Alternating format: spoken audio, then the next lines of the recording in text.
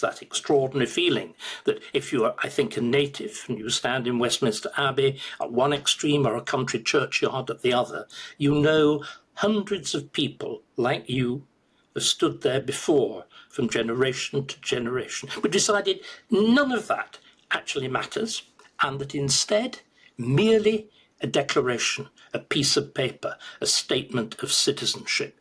And it's this that the left is so outraged about. Its entire world view has been undercut. David Starkey, thank you so much for joining us. Now, I have to start by asking about Keir Starmer's speech on immigration. I'm going to give you two quotes, and I want you to react. So Keir Starmer said, "We risk becoming an island of strangers, not a nation that walks together." Mr. Enoch Powell in 1968 said, "But while to the immigrant entry to this country was admission to privileges and opportunities, the impact upon the existing population was very different, for they found themselves made strangers in their own country." Well, I think we should be talking about cancelling the Prime Minister, shouldn't we, really? This is the sort of thing, and I'm making a bit of a joke of it, but it's actually a very close line to being serious. This is the kind of thing that got people put in jail back in July. That there has been this astonishing inversion of language. Now, the question is, what does it actually mean, if it means anything at all? What I'm increasingly struck by is Starmer's astonishing chameleon quality. In other words, the leopard being able to change his spots, a kind of extraordinary camouflage ability. Now, he did sort of say this right at the beginning when he claimed to be non-ideological, which did sound very strange, bearing in mind this is a man absolutely soaked in the ideology of the newish human rights left, and indeed on the question of immigration. Every single thing he said in that speech, his previous life contradicted. His life contradicted not simply in what he said, though he said things very effectively. There are occasions when he said immigration law as such is wrong. In other words, we shouldn't have it. He campaigns as a human rights lawyer for the retention in Britain of people who've committed criminal acts, and so on and so on and so on. And of course, the entire positioning of the Labour Party really, it's since Livingston, arguably before, has been as the immigrant party. So, a somersault, as indeed he has somersaulted, the new Labour Party, his Labour Party, the renewed whatever it is, has become, of course, or was, I thought, the party of the blob, the party of the civil service, the party of the quango, the party of the committee, the party of the human rights lawyer. At every stage he's actually attacked these things. Sometimes he's pulled back, as when he talked about the civil service stifling and whatever, and suddenly First Division civil servants were very important in the Labour Party, and their organisation said, "Oi," and immediately he pulled back a bit. But equally, there's been the challenge to the quangos. He's actually announced what I'm not quite sure what one does with a quango. It's not an act of parliament, or perhaps it is. Do you repeal a quango? Do you extinguish a quango? Do you blow a quango up, or do you just abolish it? The largest of the quangos, the NHS Trust, which in theory was separate actually from the Secretary of State for Health. He's announced the abolition of that. So repeatedly, we've seen this repudiation of what had seemed a central position of Starmer personally and of the Labour Party politically, and particularly of important sections of Labour backbenchers and organisations supporting Labour. But this clearly is the most dramatic. It's the one in which, as it was put today, is not simply, I'm sure, completely deliberately completely deliberately echoing Powell. He is also, of course, echoing take back control. Indeed, he's attempting to take control of take back control. In other words, he's hugely now gone further than the Conservatives, and arguably, if you believe him, and this is the big question, he's actually outflanked Nigel Farage. Isn't it interesting? This is what Farage has done repeatedly. This is the second really big issue. In other words, on the whole business of Brexit, the withdrawal from the EU, it began, there's that wonderful phrase that it begins as a cloud no bigger than a man's hand, this tiny thing on the horizon, with Farage as this lone figure sort of saying, this is important. And then it gets bigger and bigger and bigger, and it swallows more and more people, more and more of the political spectrum, and he's pulled the same trick off again. The problem, Stephen, is, will it lead to the sort of disappointment that Brexit did? That's to say, the taking back control, done unwillingly, reluctantly, badly, against the resistance of the entire political class. Because I think that's what's likely to happen with immigration. There is such a weight now. There is such a weight economically. There's such a weight ideologically. There's such a weight in terms of very well-funded organisations. There are committees. There are quangos. There are state-funded charities, particularly important, like the Association for Refugees, with Solomon as its spokesman. All of these things arguing not simply that immigration is necessary, but broadly that it's a really good thing, or that there isn't actually a difference between the immigrant and the native. But the point is, isn't it? He has used that key word, that word stranger, because that then shifts us into really very difficult territory. Just on the word stranger, can I pick you up on that very quickly? Yes, I wish you would. It's a word we really need to talk about. So this has caused massive controversy on the left and right. I mean, you could argue whether they are the right, really, but someone like Ian Dale has been very upset with this statement from the Prime Minister. The point I'm trying to make is that, on the soft right, as you call it, and particularly on the left of Starmer, this speech, this phrase that we are strangers in our own land, has caused them to be absolutely hysterical. And every single mainstream TV channel and radio station over the last day or so, you've just had Labour MPs, Labour activists, left-wing, as you say, the kind of immigration industry going crazy, calling Keir Starmer the new Enoch Powell, the new kind of far-right Prime Minister. But can you just take him at his word? Let's say that he's being honest about this. Is he right that we are strangers in our own land, David Starkey? Before we do that, so forgive me interrupting you, but can we be clear what is actually being said? Why it's actually so controversial? The question is, we have tried, or the soft right, and indeed people who've actually edited The Spectator, arguing passionately, for example, that, to take a recent example, Rishi Sunak is English. The mere fact of being born here, the mere fact of having a label, a passport, makes you what most people, certainly Powell, what my generation, what hundreds of years of people would have said was necessary to be English, that you are actually born here, that you are native. But what we've done is something very remarkable, and this is true of the whole development since Tony Blair. It applies very much also to the question of sex and gender. We used to believe that a woman was, if you like, created by God. God creates man and woman, and a product of biology is something intrinsic.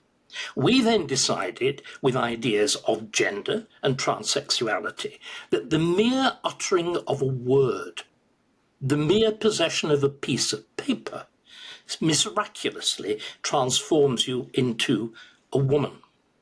What we've decided with citizenship and with national identity is something similar.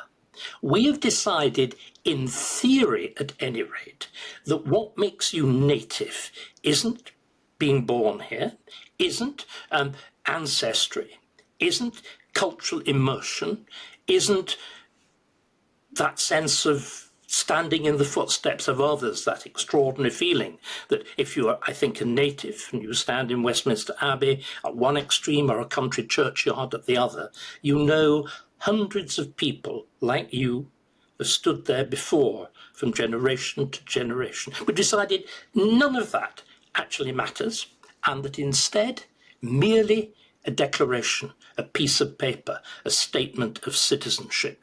And it's this that the left is so outraged about. Its entire world view has been undercut. The idea that words take precedence over everything. Remember, the left and the soft right is basically a magical exercise. It believes that words, mere words, change things. This is why cancellation has become so important. The mere uttering of the slightest wrong phrase, saying a coloured person rather than a person of colour, was sufficient to destroy people's career. It's exactly this. And instead, what Starmer has done is to dare to go back to fundamentals. But does he know what he's doing? Does he really, well, he does now, know what an extraordinary can of worms he's opened? I mean, part of the problem, isn't it, is Starmer is a man with absolutely no sensitivity to language.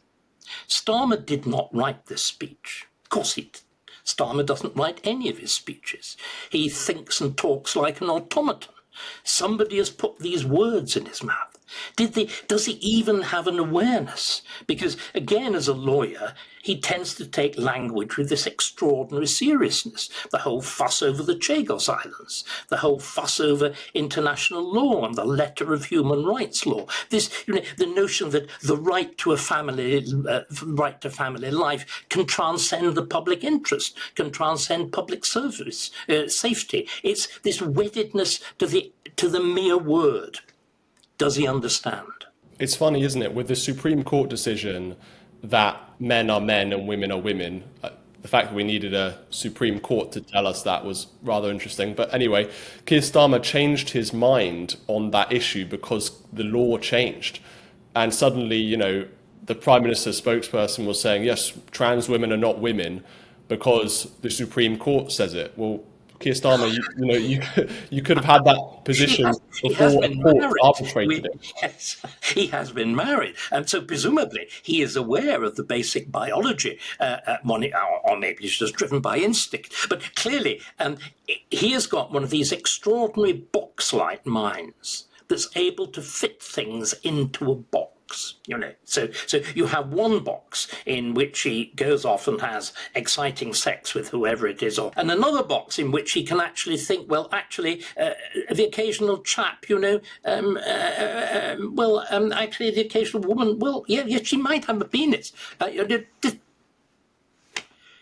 But suddenly, these are real words. But of course, they're the sort of words that the people who were rioting back in July were using.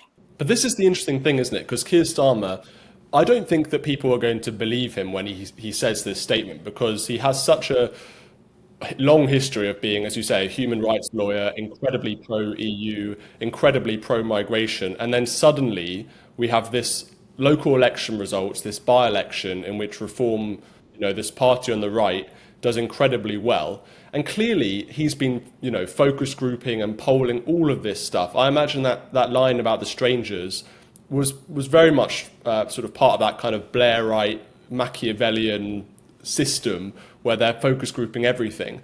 And, I've done a lot of documentaries in the UK about immigration, and you go up north or anywhere really outside of London and you ask people, do you feel that this is the same England that you grew up in?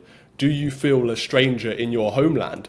And so many people will say yes. So Keir Starmer is actually echoing he's tapping into a real zeitgeist by saying this.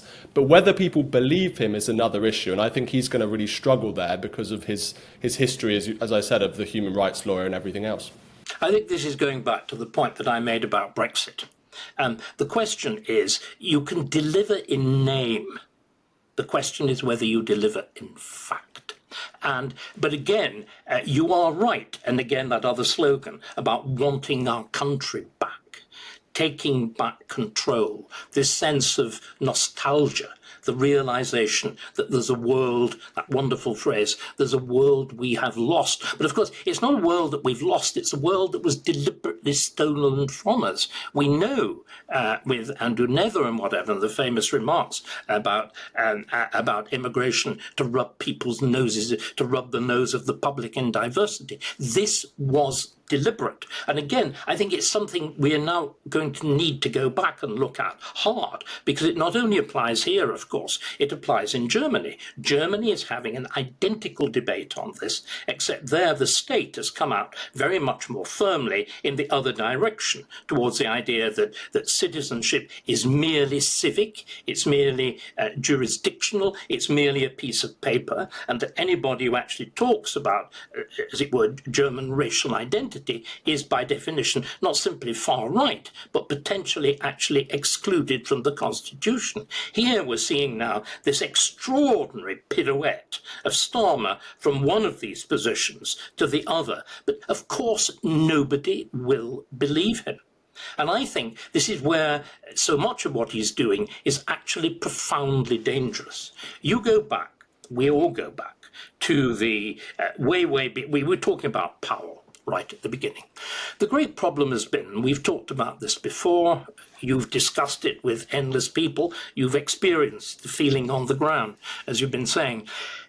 From 65 onwards, we have been sold a particular myth that multiculturalism is wonderful, that we're a nation of immigrants, that it's been a wholly good thing. Now, I don't believe for one second that it's been a wholly bad thing. I think there are many aspects because of, and we've talked about this before, because Britain has got this strange fact that it's not actually a nation state. Going right back to the beginning, we were an amalgam of two big nations, Scotland and England, with two smaller ones, Ireland and Wales, sandwiched into the mixture.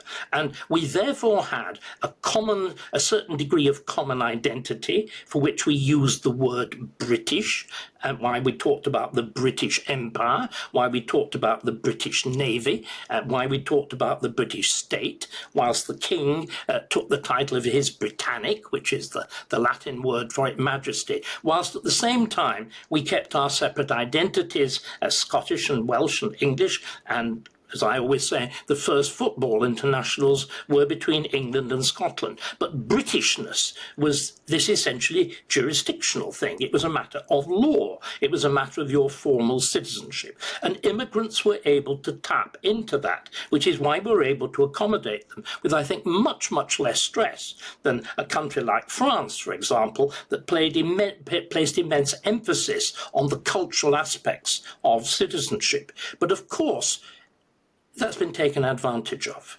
And still worse, what began as good intention, what began as the good intention of welcoming the immigrant, arguably as early as the 65 Relations Act, as early as Enoch Powell himself, turned into something much more dangerous, Stephen.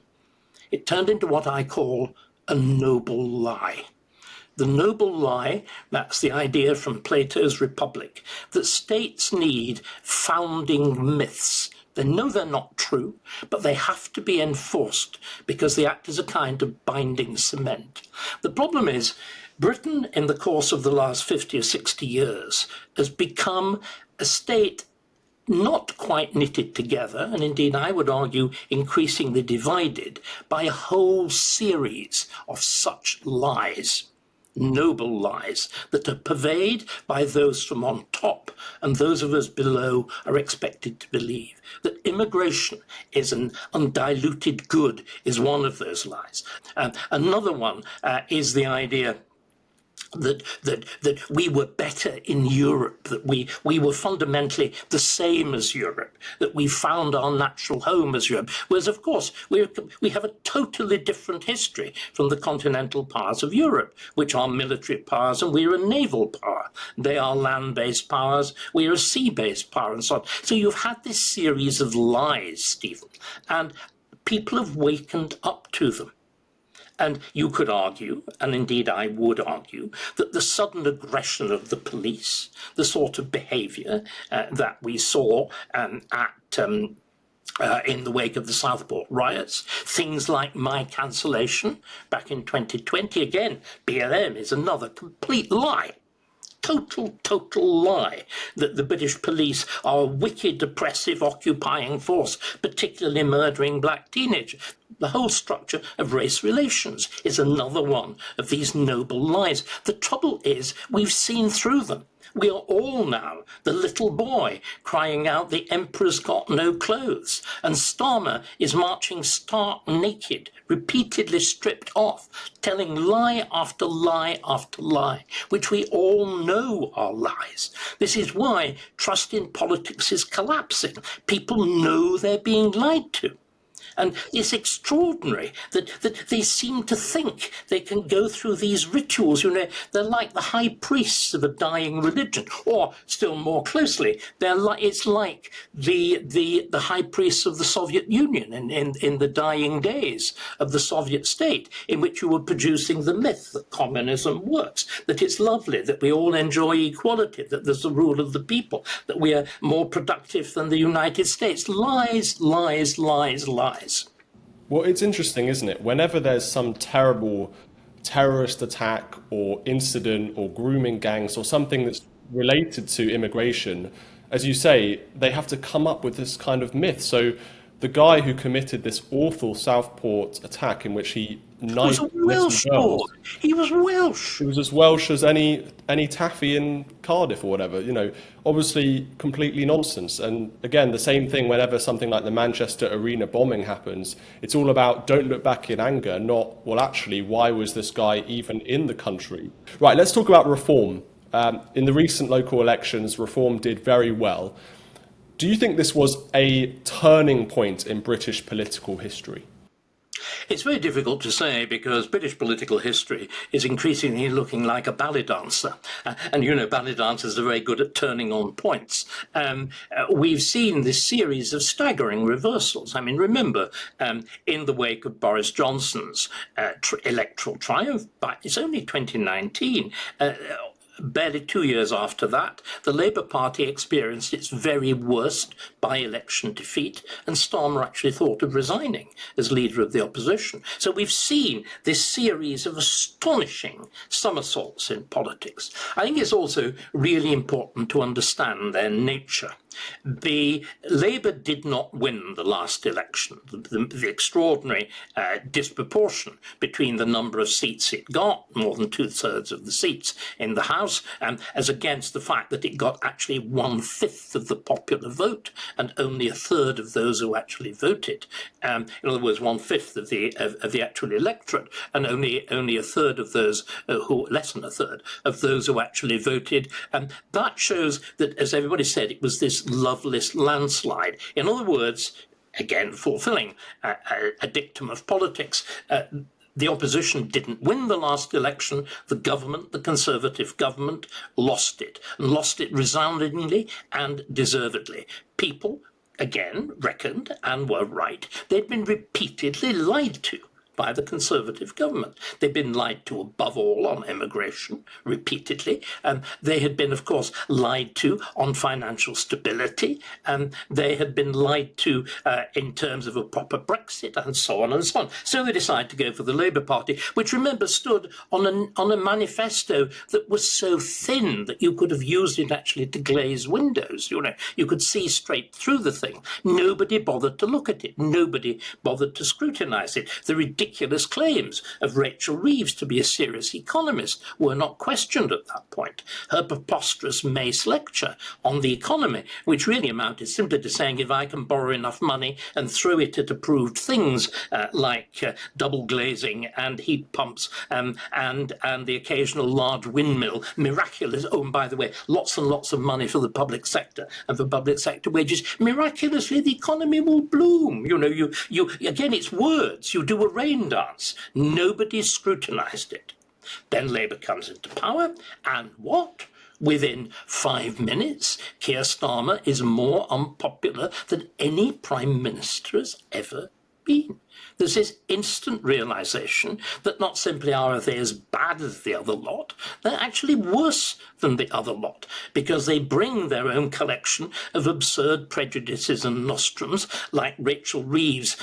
Once you translate Rachel Reeves' Mace lecture into reality, what it means is you think you can bring about growth by increasing regulation and increasing taxation, and you increase the worst possible tax, the tax on employment. It's mad. So of course there is this huge reaction. So what do people do? Well, they look around for anything else. And the one that, as it were, that's cleanest, and here there's something very striking. Normally you judge political parties by what they've done, by what they might do. The very fact that Reform's done nothing at all, has got absolutely no baggage. It's got lots and lots of words trailing around it. It's got Nigel Farage. But that is a positive advantage. They are, as it were, well, we haven't tried them before. Let's give them a shot. And again, somebody else did extremely well in the election, the preposterous collection of people under the leadership of the ridiculous Ed Davey, the man whose idea of political campaigning is to wear a wetsuit and fall into a river. It's just simply, in other words, Stephen, it's simply anybody else. Now, do you know what? I will now make a prediction and you'll pick me up on this. I think Reform is utterly invulnerable at this point. I don't think it will make any difference if it does badly in the councils and the mayoralties that it holds. I think it's a bit like Trump. You will remember if Trump said that he shot somebody in Times Square, he would still be re-elected. And I think for the moment, Reform is in that position. It's kind of peasants' revolt, maybe. That's probably a terrible analogy. I'm sure you can break that apart. But I do want to ask about... Suspend historical judgment, yes. Just sticking with the Liberals. Okay, so this is kind of an interesting question, an interesting comparison, maybe. So David Lloyd George was obviously the last Liberal Prime Minister, and there was this switch to the Labour Party in the early 1920s. Do you think that Rishi Sunak is the kind of David Lloyd George of the Conservative Party? Will he be the last Tory Prime Minister? It is possible. Because it's also, but equally, I think you could now put forward an even stronger argument that Keir Starmer will be the last Labour Prime Minister. Because in both cases, the kind of broad-based electoral coalition that's held them together and has been necessary for a majority in the Commons has broken apart. I mean, if you actually look at Starmer, what did Starmer decide to do? Let's go back to his speech. Let's go back to the Stranger speech. What he decided to do was to put all his eggs into one of the two major Labour Party baskets. The Labour Party has got, well, it's actually got three. It's got three important electoral baskets. One is the old, largely northern working class, and they're the ones at whom that speech was absolutely directed. This was where Reform triumphed and so on. But of course, the two other key baskets of the Labour Party, one is the already semi-detaching Islamic vote, the core immigrant vote, but also, again, the public sector vote, the vote of the quangocrats, of the civil servants, of the public sector trade unionists, of the NHS, and whatever. And they, of course, were just as appalled as people like Ian Dale by his remark on strangers. So what you're getting is the pressures of governing are forcing Starmer to choose, to alienate important sections of his coalition. And in the same way, I think that what one's seeing with the Conservatives is that, if you like, the harder right has gone to reform, the softer it's very useful, you mentioned Ian Dale, archetypical, the sort of person who really was only in the Tory party because it took that terrible decision with David Cameron to make Liberals welcome. Remember, this is the utterly false lesson that's drawn from Thatcher. The kind of people who were at the heart, insofar as anybody was, of rethinking conservatism after the fall of Margaret Thatcher, decided that where it had gone wrong was being too hard-edged. They decided that you needed to complement, as it were, proper economics with what they called social justice, and that opened the way to the whole of this penetration of conservatism by soft leftery with disastrous consequences. What the conclusion they should have drawn, of course, from Thatcher was that Thatcherism hadn't gone far enough, in the sense that it had not delivered a proper nationally functioning economy. The reason that the North needed these huge infusions of social services and whatever was because you had simply killed the economy there and hadn't substituted anything for it. That was the lesson that should have been drawn, but wasn't, and instead you decide to adopt soft soap and sticking plaster and reap the terrible consequences. So what I think, we literally have an unknown political landscape. Again, the Greens represent an important section of the Labour vote. The more Starmer raises questions, because clearly we cannot sustain net zero. Net zero is vastly costly. It's another huge lie. One of these, they said we will reduce power bills by 300. Instead, they've gone up by double that, and they will continue to do so because it's a lie. So at some point, I'm sure, I predict, Miliband will be got rid of, and Starmer will backtrack on that. At which point there'll be an enormous surge in the Green vote. So we're seeing the electorate go off in different direction after different direction. But I would suspect the largest pot will be reform. I think a major part of this difficulty and kind of upheaval in British politics does come from immigration and multiculturalism. The actual form of the electorate has changed so much. I mean, I like to make historical comparisons to people like David Lloyd George, but to have these, I don't know if we can anymore, when the British electorate has changed and sort of transformed into various different religious sects. You know, you've got the Conservatives pandering to the Hindu Indians, you've got Labour pandering to the Muslim vote, the Islamic vote, the Pakistani vote, and so on. And suddenly this is a completely novel thing in British politics. Maybe you can go back to the kind of religious debates of the 17th century and make some comparisons there. But maybe we just can't predict any of this stuff because of the huge change in the British electorate. I think you're right. I mean, the thing that was the political equivalent of that change, and of course which accounts for the great shift largely accounts from the great shift from liberalism to Labour, was the effect of the changes in the franchise. Because what the changes in the franchise from 1867 right up to 1921, what they do, they, as it were, bring in new people. They're British, English, Scots, Welsh, Irish, but of different social classes, of women getting the vote for the first time. They bring them into the political notion. So that vast change, again, the huge uncertainties of late 19th, early 20th century politics were the result of a change in the political notion. What we're talking about now is a change in the actual physical notion. Now, there's a really interesting point. Are you familiar with that wonderful joke of Bertolt Brecht in East Germany? You will remember that the communist regimes always made great play of the fact that they derived their power from the people. Well, there was one particular moment in which the people expressed very vigorous dissatisfaction with the terrible, I think it was Honecker, terrible government in East Germany. And it was picked up by Brecht, who was a kind of licentious Western satirist. He was a bit the equivalent. He was East Germany's Ian Hislop.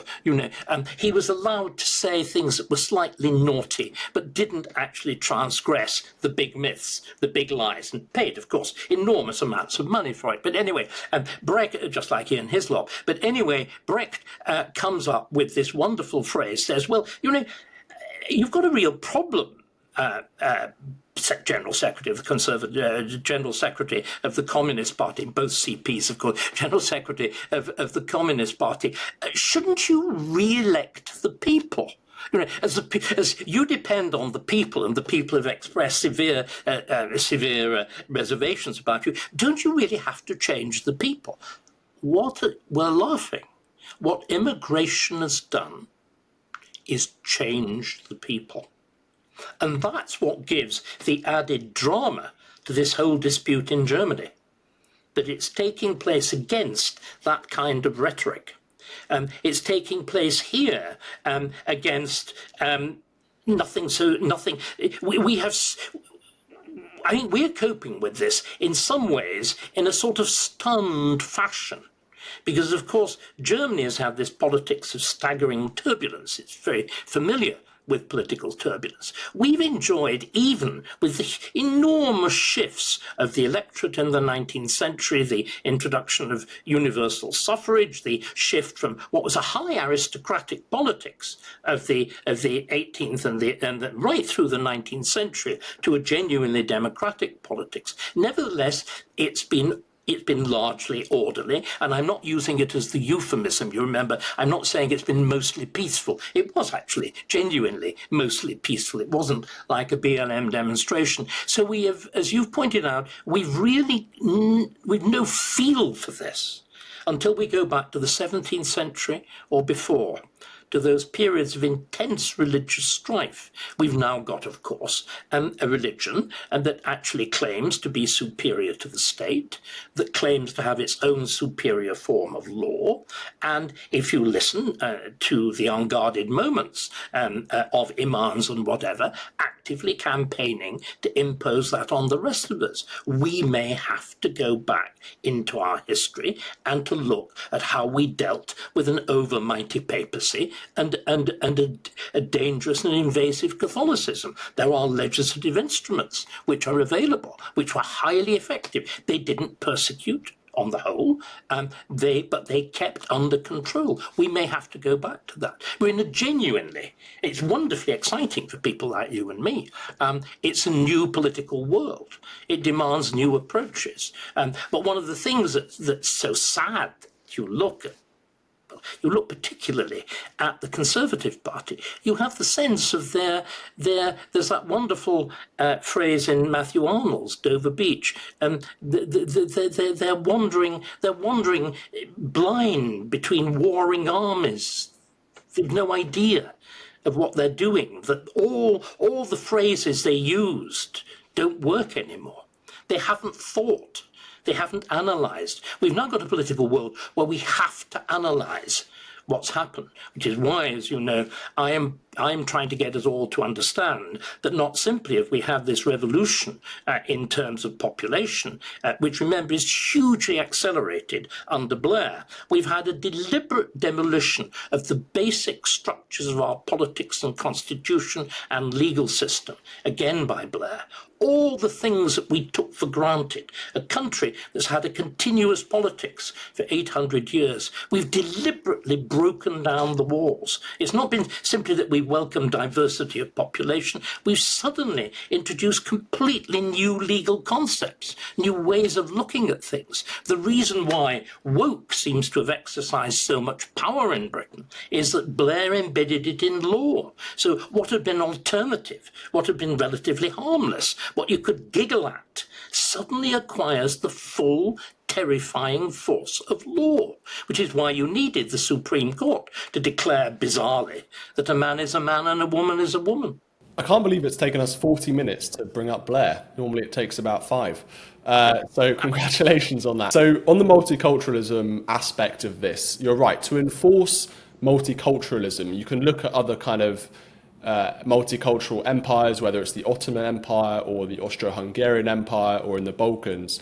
And you do have to have a strain of authoritarianism to deal with these kind of interethnic rivalries, religious rivalries, and so on. In the Ottoman Empire, they had the millet system. But you can even look back in British history, and you talked about the kind of stability that we've had, at least political stability, over the last few hundred years.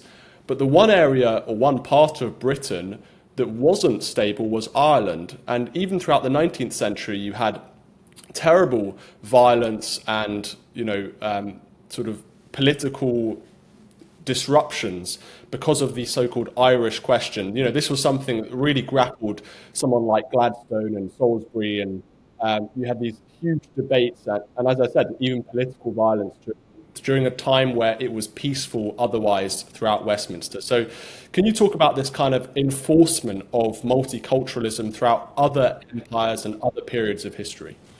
Well, I think you put your finger on it. Democracy essentially demands a degree of national coherence. Democracy demands the nation state. Remember, the earliest democracies were very, very much smaller. They were the city-states, first of Greece, and then in the Middle Ages of the North Italian peninsula. But the democracy requires, above all, it requires losers' consent. In order for it to function, you have to be able to have a sufficient sympathy with the political position of your opponents that you treat it to a certain extent like a game of cricket. And indeed, you can actually, if you go back into the 20th century, you can find politicians effectively saying, well, it was sort of the turn of the other side.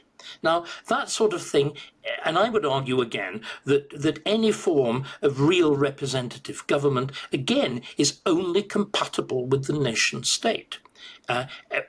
All forms of multi-ethnic societies require a very strong arm to manage them. I mean, we have an absolutely wonderful example of this in Yugoslavia.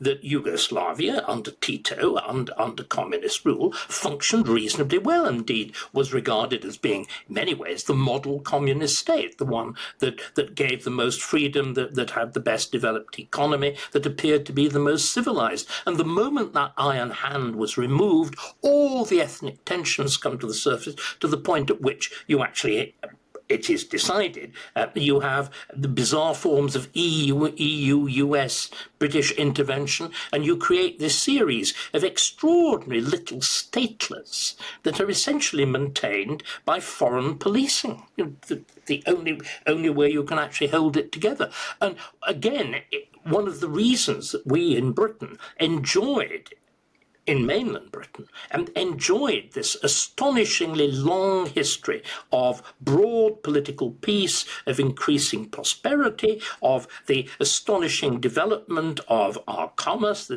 development of science, development of literature, the development of the arts, was precisely that we had to begin with a very strong monarchy that was capable of suppressing clans on the one hand and areas of aristocratic privilege on the other. And what we've done with insanity is to bring back all of these things, because you've not simply brought back different ethnic groupings, Stephen, you've brought back worse things. If you're actually looking within the Bangladeshi and particularly the Pakistani communities that come from the Kashmir area and the Punjab and whatever, they organize themselves in tribes. They organize themselves in clans by first cousin marriage. This is absolutely impossible in a democracy. It's also impossible with modernity. We've imported tribalism.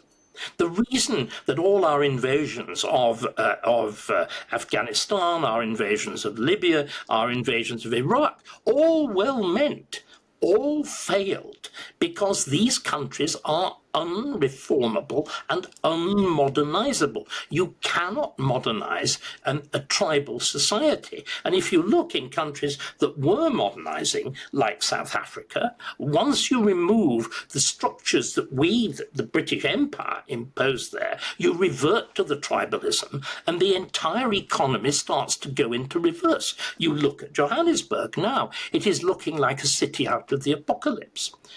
We are at risk of doing this in our own country in the name of the wonders of diversity. Again, this preposterous myth, our strength is diversity. It is mad. It is a lie, a deliberate, utter lie, which is not to say that we were not in any way a uniform society. It's very easy to see that the opposite of diversity is uniformity. We were Britain, and again, people from the right who constantly go on about family, faith and flag and the importance of strong communities. By God, Pakistanis have got strong communities. The thing that was remarkable about Britain was that we had this extraordinarily high level of public order combined with very high levels of individuality and eccentricity. But within a legal structure, a legal political behavioural structure that could accommodate them, we've thrown them away.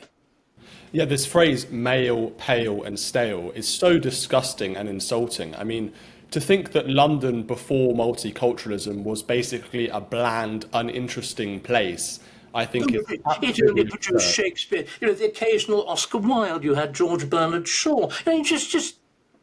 You look at what the Victorians created and you look at what we've done. You mentioned South Africa. I think that's an interesting, perhaps, diversion. We'll come back to Britain in a minute, but Trump has now approved for white South Africans to come to America as refugees because of the persecution that they've had under the kind of black majority governments of the last decade. Yeah, exactly, ANC. What do you make of this? It's an interesting kind of change in policy, US foreign policy, and this maybe is a significant moment for Trump and for America to welcome some of these refugees. And by the way, in the States, a lot of people on the left has said, this is outrageous, we don't want these white refugees in America. So it's interesting that when the refugees are white, suddenly they're against and of course, they're on the right politically. These are essentially Boer farmers, the ones who are on the whole, because they're the ones who've been being driven off the land and so on. Well, I think it's characteristic of Trump, but we've also got to remember there's a particular intermediary here. It's Elon Musk, who is South African. And I think that what Musk is doing and the new circles round Trump, they of course have got contacts and interests all over the world. Again, the peculiarity that we saw with the interventions, the very striking interventions in Munich in Germany, again when Starmer was in the Oval Office from J.D. Vance on the subject of freedom of speech. These are people with broad interest. Vance has got a very wide interest in the idea of the Anglosphere, the idea of the English-speaking world as having originated the intellectual, the commercial, the technological progress that he is so keen on. Similarly with Musk, they're all part of this world. So there's a strange meeting, if you like, between the absolute cutting edge of technological progress in the Trump regime, represented by somebody like Elon Musk, with a striking intellectualism in J.D. Vance, and at the same time, Trump himself out-Faraging Farage, and that is the extraordinary strength of the new republicanism in America. It touches on all of these things. Farage here has yet to develop it, but I certainly think that as it were, the casualties of empire.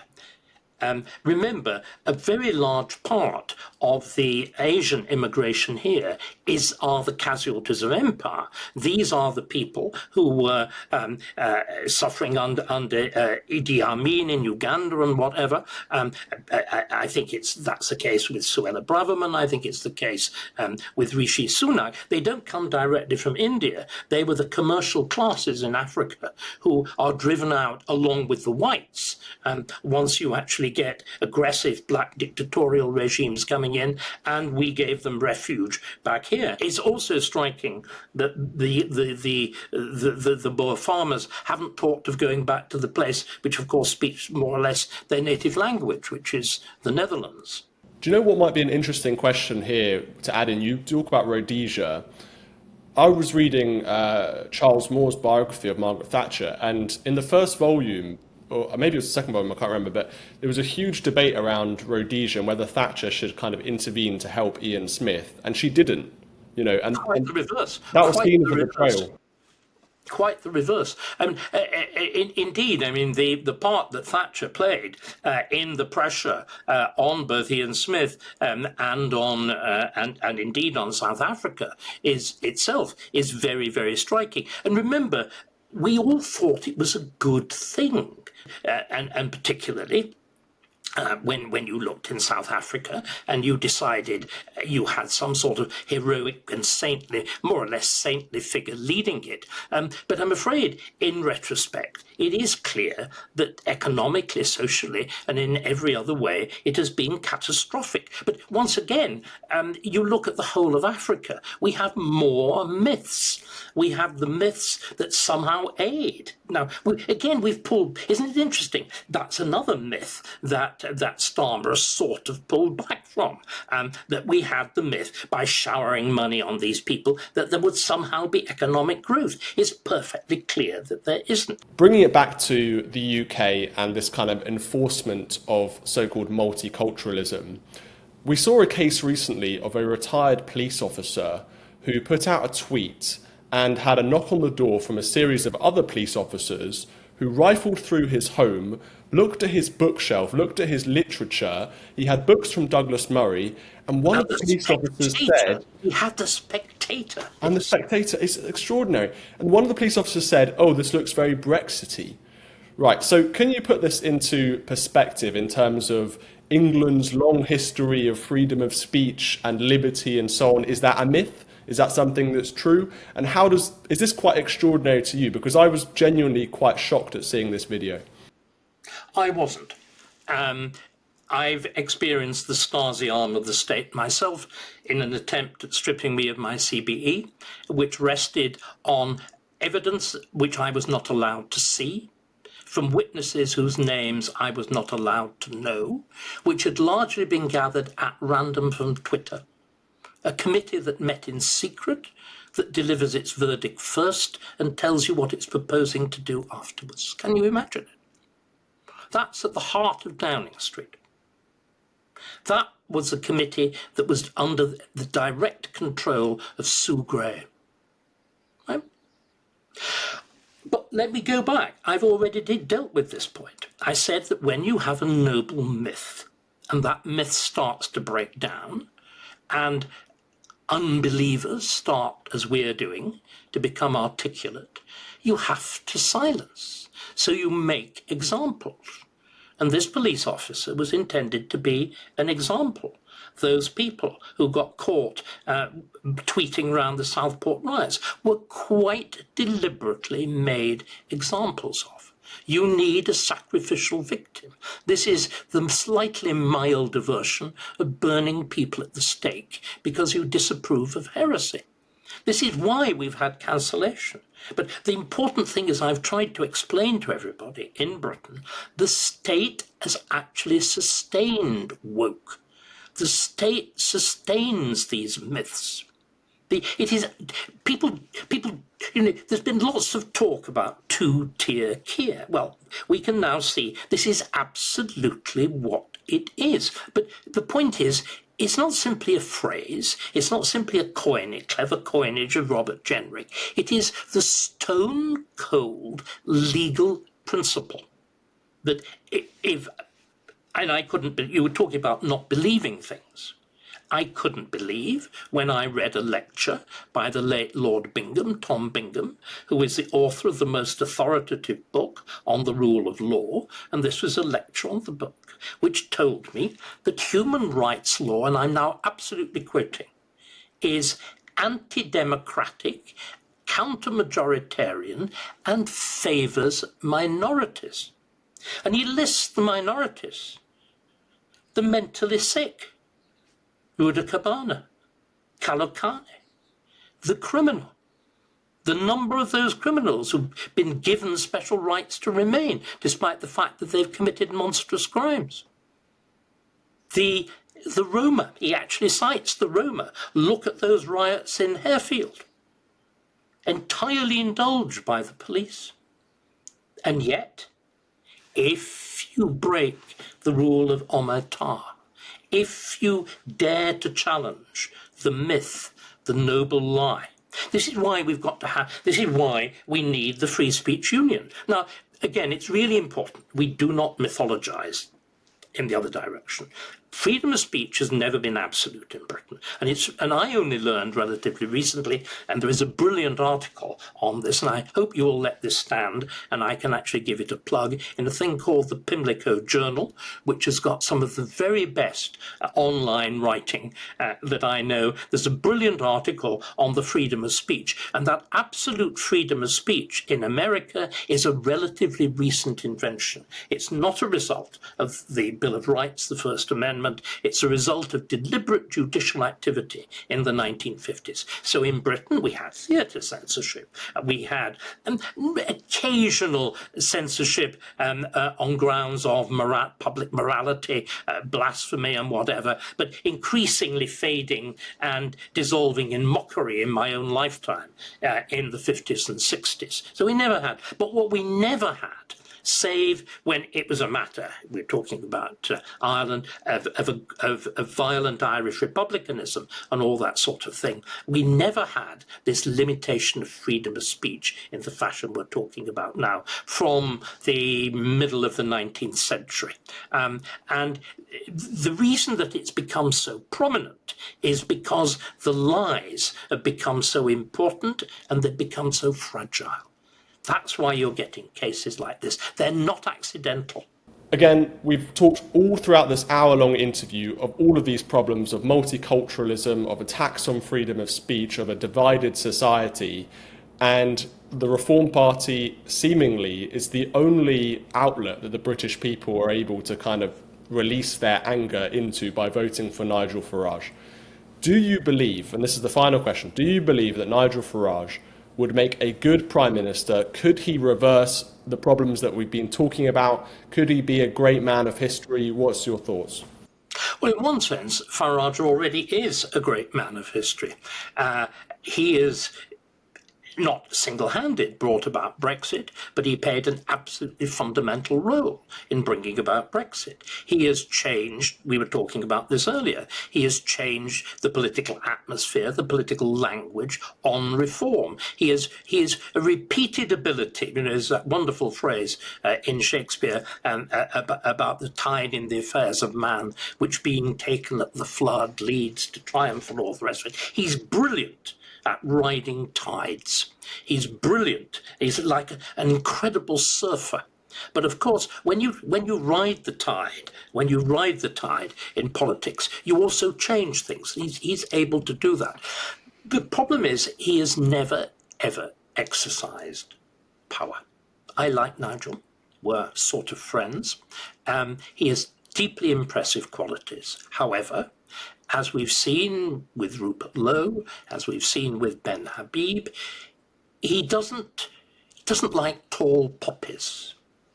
He finds it difficult to work with people of similar status. Now, as a Prime Minister, you have to lead, but a Prime Minister will be confronted with the hideous range of tasks that he will be if he's elected in 2028 or 2029. We've completely left out the economy.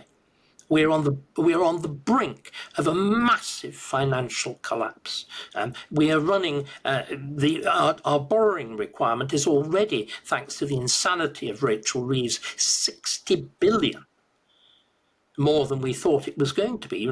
This mythical 22 billion has already disappeared. So in order to do that, in order to deal with immigration, to deal with finance, to deal with this vast task of demolition of the 200 and odd quangos that distort public life, to grasp the neck, by the scruff of the neck, the legal profession, which is completely out of control, where you have effectively judges saying to a Lord Chancellor, as we saw over sentencing, you may say one thing, we think another, and right is on our side. When you have the Lady Chief Justice telling the Lord Chancellor, basically in polite language, butt out, sorry. No, but to do that, you will need a cabinet of stars. You will need a cabinet of weighty, serious people. You'll need to do something as Trump did, because what's impressive is most of the people around Trump, they're not there are one or two that are very strange and odd, like Kennedy, but somebody like Scott Bessent is as heavyweight a player as you will actually find in Wall Street.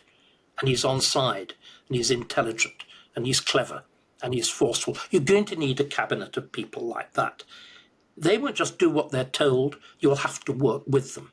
You'll have to manage them. So far, Nigel has not shown he's able to do that. The risk, therefore, is that you have a Boris Johnson, that you try and rely on presumably some sort of Svengali figure in the background. I volunteer for the role. I would be exceedingly effective at it. But as we all know, there is then the quarrel between the Svengali and the allegedly puppet prime minister. That doesn't work. Again, going back to Trump, there are very important lessons and very important differences between Trump 1 of the first presidency and Trump 2 of the second presidency. And what I hope is, and I don't want to give too much away, but I think this is happening.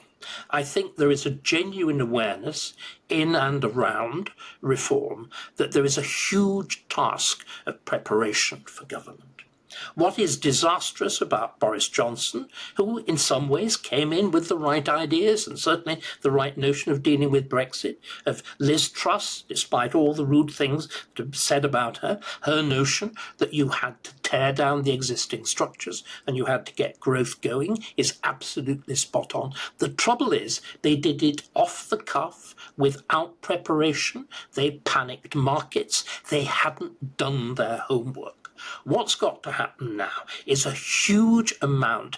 This isn't the showmanship which Nigel is so brilliantly good at. This isn't the campaigning, which, whatever I may have said about Zia Yusuf, he seems to be very good at too. It's something different. It's hard backroom slog. In order to take on particularly the legal profession, there's going to have to be a watertight series of parliamentary statutes, of alterations of the civil service code, of immediately seizing control of the high civil service, of, if need be, putting handcuffs on certain of our generals, of dealing with the House of Lords. You have to do exactly, going back to those previous moments of political crisis of 1832, of 1911, you would have to get a king who will be very unsympathetic to what reform wants to do. He will have to agree to an immediate mass creation of peers. You have to have an absolute majority in the second chamber. All that needs work. And if you go back to Trump Mark II, those hours after he'd been sworn in by the Chief Justice in the rotunda of the Capitol, just a few yards away down Pennsylvania Avenue into the Oval Office, and that huge pile of executive orders. And the man who'd written them, Steve Miller, Deputy Chief of Staff of America First, handing them over to him. And each one of those great flamboyant signatures, you're going to have to be ready to go like that. If not, it will be worse than a disaster. We will have tried the Conservatives, we will have tried Labour, we will have tried Reform, and they will have all failed, and they will have all failed the British people. I wouldn't actually like Stephen to be in Farage's shoes. He's wanted to be a man of history. You said, could he be? Being a great man isn't easy. It's not just reaping the rewards. It's carrying the responsibilities, that terrible responsibility, because there will genuinely be the responsibility of the future of the whole British nation resting on his shoulders. That's something very terrible. Vast possibility, but terrible, terrible risk.